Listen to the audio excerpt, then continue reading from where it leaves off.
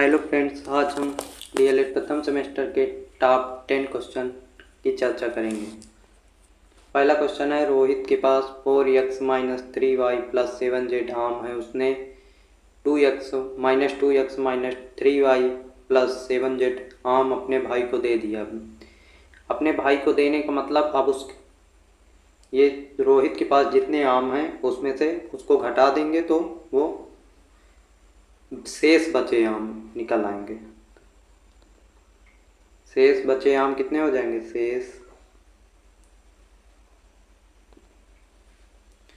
शेष बचे आम 4x minus 3y plus 7z। अब घटाना है इनको, तो minus 2x minus 3xy plus 7z। घटा दीजिए 4x minus 3y plus 7z। Minus अंदर गुणा कराएंगे तो क्या, माइनस माइनस का गुणा क्या हो जाता है? Plus 2x plus 3y minus का 7z। प्लस था तो माइनस अंदर गुणा हो गया 4x। अब समान चर वाली संख्याओं को जोड़ लेंगे, 4 तो 6x माइनस सजाती पद जोड़ लेंगे, माइनस 3y प्लस 3y कितना हो जाएगा? कैंसिल हो जाएगा, घट जाएगा तो 0 बचेगा। 7z माइनस ये आपका 7z है, 7z और ये अंदर माइनस ये प्लस 7z भी क्या हो जाएगा? कट जाएगा। तो आपका आंसर कितना आएगा? 6x।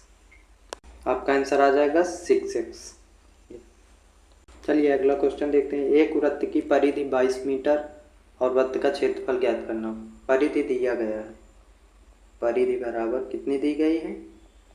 22 मीटर। वृत्त का क्षेत्रफल, वृत्त की परिधि बराबर क्या होता है? वृत्त की परिधि बराबर कितना होता है? 2πr। और क्या निकालना है? वृत्त का क्षेत्रफल। अब 2πr क्वेश्चन में दिया गया है कितना? 22 मीटर। 2 से काट दो, 2 इधर जाएगा, भाग हो जाएगा तो कितना बचेगा? 2 11 22। पाई आर का मान पहले निकाल लो, 11 बटे पाई का मान कितना? बटे पाई बराबर 11 बटे 22 बटे 7, तो 22 ऊपर 7 चला जाएगा, गे दूनी 22, 7 बटे 2। आर का मान 7 बटे 2। वृत्त का क्षेत्रफल क्या होता है? वृत्त का क्षेत्रफल आपका होता है पाई आर स्क्वायर, और पाई आर स्क्वायर बराबर कितना हो जाएगा? 22 बटे 7 गुणे आर स्क्वायर। आर का मान कितना? 7 बटे 2, यानी 2 बार गुणा कराएंगे तो 49 बटे 4, 7 सत्ता 49, 7 2 दूनी 4, 2 गिरहम ये 77 बटे 2 कितना आ जाएगा? 77 बटे 2। इसको चाहे दशमलव में कर लो चाहे ऐसे ही, 2 से काटोगे तो कितना आ जाएगा? 38.5। और क्या हो जाएगा? मीटर स्क्वायर, क्योंकि क्षेत्रफल दिया है। इसको हम दूसरी तरीके से भी कर सकते हैं, जहां हमने पाई का मान रख दिया, पाई का मान मत रखिए, आप देखिए दूसरी तरीके से। चलिए देखते हैं दूसरी तरीके से, और सिंपल लग जाएगा, जल्दी से लग जाएगा। पेपर में भी आप इसी प्रकार लगा सकते हैं। दिया है वृत्त की परिधि, परिधि का मतलब 2πr। 2πr बराबर कितना दिया? 22 मीटर। वृत्त का क्षेत्रफल क्या होता है? वृत्त का क्षेत्रफल आपका होता है पाई आर स्क्वायर। तो यहाँ आर है, आर का मान दिया नहीं तो आर का मान यहाँ निकाल लो, तो आर बराबर कितना हो जाएगा? 22 बटे 2π। बस इतना ही रखिए। अब लिखिए वृत्त का क्षेत्रफल कितना होता है? पाई आर स्क्वायर। पाई का मान कट ही जाएगा, आर स्क्वायर का मतलब कितना? 22 बटे 2π। 22 बटे 2π गुणे 22 बटे 2π। एक पाई से एक पाई कैंसिल हो गया, 2 से काट दिए, 2 11 हो गया। अब पाई का मान 2 से और काट दिए, 2 फिर 11 हो गया, 11 गुणे 11 बटे पाई, पाई का मान 22/7, पाई बराबर कितना होता है आपका 22/7। 11 ग्राम 121 न लिखिए, 11 गुणे 11 बटे 22/7, तो कितना हो जाएगा, गेज दूनी 22, 2 आया, गेज से 77/2 इससे भी आएगा। जिस प्रकार मन हो आप लगा सकते हैं। 38.5 कितना आ जाएगा, 38.5 मीटर स्क्वायर। आपको यूनिट जरूर लिखनी है। नेक्स्ट क्वेश्चन देखते हैं। दिया है यदि a बराबर -2 तो 5a² प्लस 4a - 2 एवं दोनों का मान निकालना अलग अलग। तो पहला देख लीजिए, पहला में दिया है 5a², कुछ करना नहीं है, सिर्फ a की जगह क्या रखना है -2, तो लिख देते हैं 5, a की जगह -2 का वर्ग प्लस 4 × -2 इस प्रकार के सवाल आते हैं। 5 गुणे -2 का वर्ग कितना हो जाएगा, -2 गुणे -2 कितना हो जाएगा 4, माइनस को गुणा -2 चौके 8 -2, ये कितना हो जाएगा 5 चौके 20 माइनस जोड़ लीजिए 8 2 10 -10, तो 20 से 10 गया 10, यही आपका आंसर हो जाएगा। नेक्स्ट क्वेश्चन आप इसको लगा लीजिए, उसी प्रकार मान रखना है। अगला क्वेश्चन है 5, 10, 15 का लघुत्तम समापवर्तक। तो लघुत्तम समापवर्तक बिल्कुल आसान होता है। आपको क्या करना, 5, 10, 15 लिखना है और इस प्रकार गुणनखंड कर देना है। सबसे पहले छोटी संख्या से काटते हैं तो 2 से, तो 5 कटेगा नहीं, 2 पंचे 10, 15 आ गया। उसके बाद आप किससे कटेगा, 3 से, 5, 5, 3 पचे 15, अब किससे कटेगा 5। अब गुणनखंड के कितने निकले, 2 गुणे 3 गुणे 5, लासा बराबर कितना निकला, लासा बराबर जितना गुणनखंड निकलता है उनको गुणा कर देते, 2 तिहाई 6 पंचे 30, लासा बराबर कितना आ जाएगा 30। ये आपका क्या हो जाएगा आंसर। नेक्स्ट क्वेश्चन देखते हैं। अगला क्वेश्चन है 8 मीटर लंबाई तथा 2 मीटर चौड़ाई वाले आयत का क्षेत्रफल 1 वर्ग के क्षेत्रफल के बराबर है। अब दिया गया है आयत का क्षेत्रफल किसके बराबर है, आयत का क्षेत्रफल किसके बराबर है, वर्ग के क्षेत्रफल के बराबर, वर्ग के क्षेत्रफल के बराबर है। तो वर्ग का परिमाप ज्ञात करना। वर्ग का परिमाप क्या होता है, 4 गुणे भुजा। तो आयत का क्षेत्रफल क्या होता है, लंबाई गुणे चौड़ाई। आयत का क्षेत्रफल कितना होता है, लंबाई गुणे चौड़ाई। लंबाई कितनी है 8 मीटर और 2 मीटर चौड़ाई, तो 8 गुणे 2 बराबर। वर्ग का क्षेत्रफल कितना होता है, भुजा स्क्वायर। वर्ग का क्षेत्रफल कितना, भुजा स्क्वायर। वर्ग का क्षेत्रफल भुजा स्क्वायर। तो 8 दूनी 16, भुजा बराबर कितना हो जाएगा, ये 16 बराबर भुजा स्क्वायर। स्टेप वाइज आपको लगाना है बिल्कुल, ताकि नंबर कटे नहीं।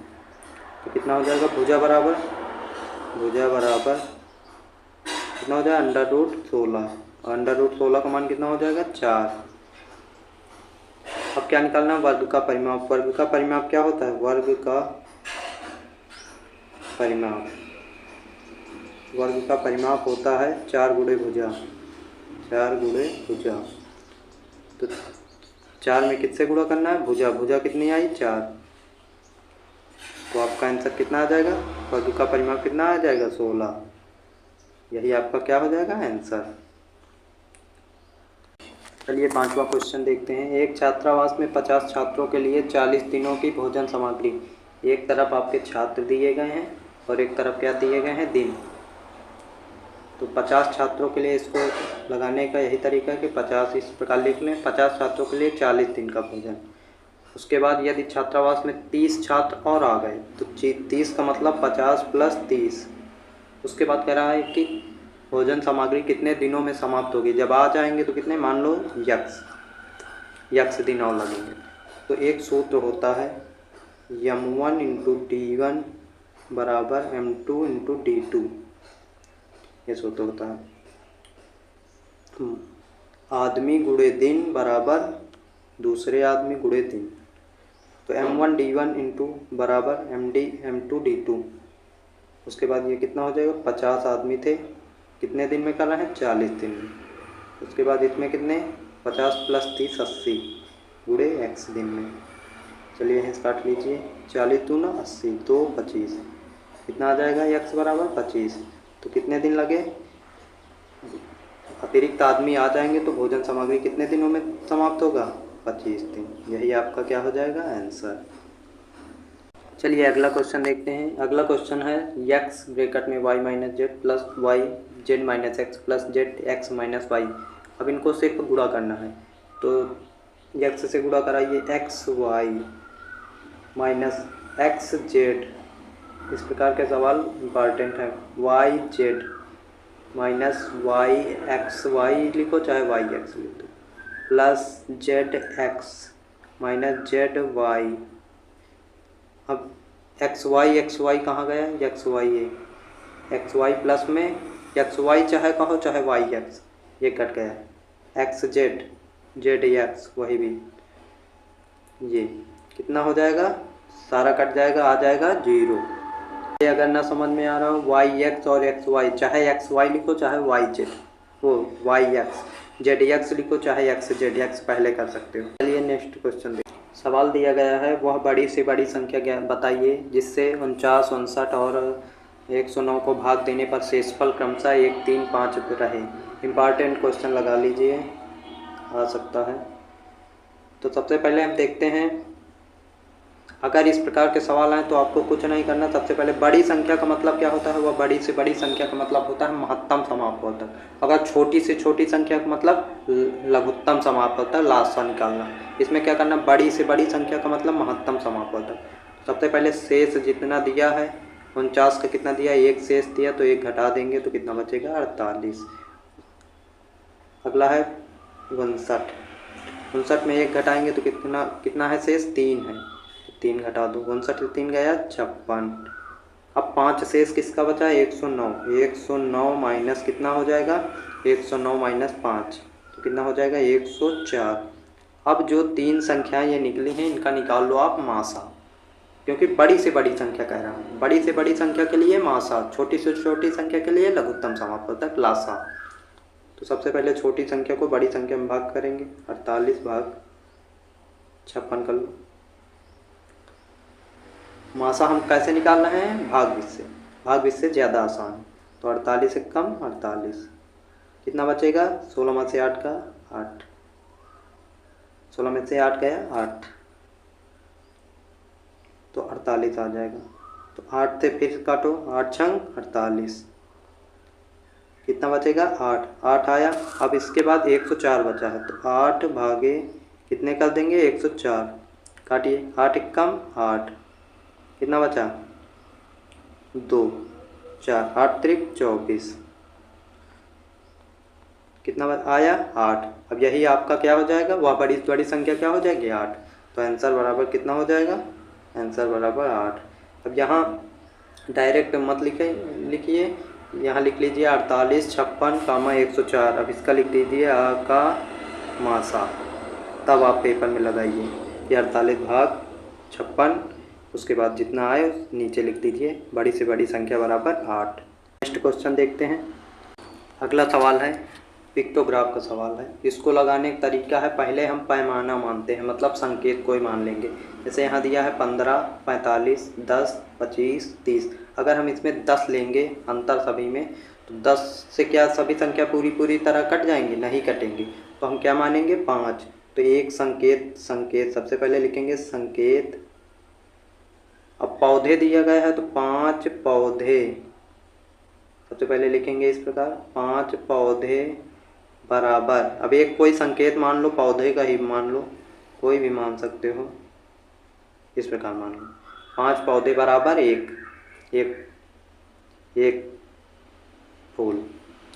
उसके बाद अब गुलाब, गेंदा, जूही, डहेलिया, रजनीगंधा, इसी प्रकार लिख लीजिए, गुलाब, गेंदा,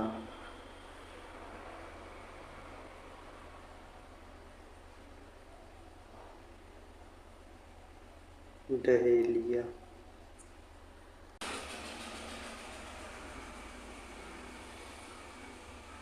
इसी प्रकार आपको बनाना है सारणी।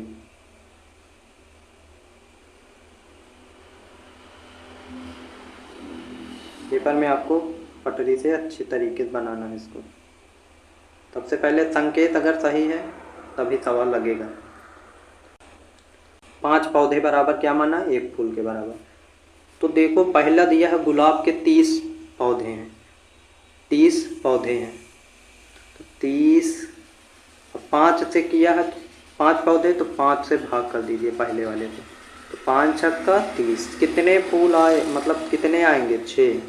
तो 6 पौधे बना दीजिए, 1 2 3 4 5 6।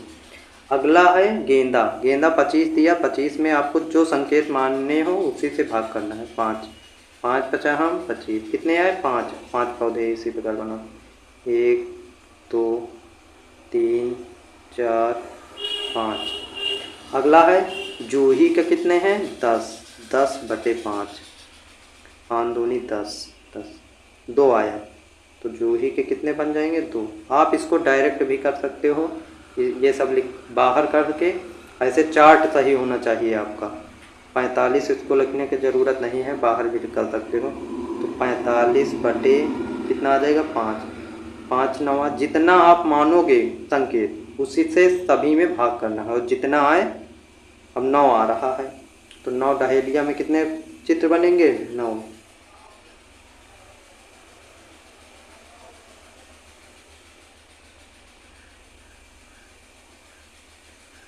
आपको ये संकेत सही होने चाहिए कि जितने ये बने हैं इतने ही आने चाहिए। अगला है 15 रजनीगंधा का, तो 5 से भाग करोगे तो कितना आ जाएगा, 5 3 15, 3 पौधे बनेंगे, 1 2 3। अब आपका ये बन गया चार्ट, यही आपका आंसर हो जाएगा। इसी प्रकार आपको बनाना है। पहले देख लेना है कि किससे कट रहा पूरी तरह से, आपको मानना पड़ेगा। जैसे 30 दिया है, 25 दिया, 10 दिया, 45 15। अब अगर हम 10 ले लेंगे तो ये क्या होगा, पूरी तरह विभाजित होगा, नहीं होगा। तो क्या मान लिए हैं, 5। अब 5 माने हैं तो 5 पौधे बराबर 1 पौधे के, तो 1 पौधा बराबर कितने, 5 पौधे बराबर 1 चिन्ह के बराबर ये। तो 5 पौधे बराबर, अब 30 दिया था गुलाब के पौधे तो 5 से भाग किया तो 6 संकेत ये बने, 6 पौधे, तो 6 पौधे बना दिए, 6 पौधे बना दिए। उसके बाद 5, उसके बाद 2 आया, उसके बाद 9 आया, उसके बाद 3 आया। यही आपका क्या हो जाएगा, आंसर। उम्मीद है कि समझ में आया होगा।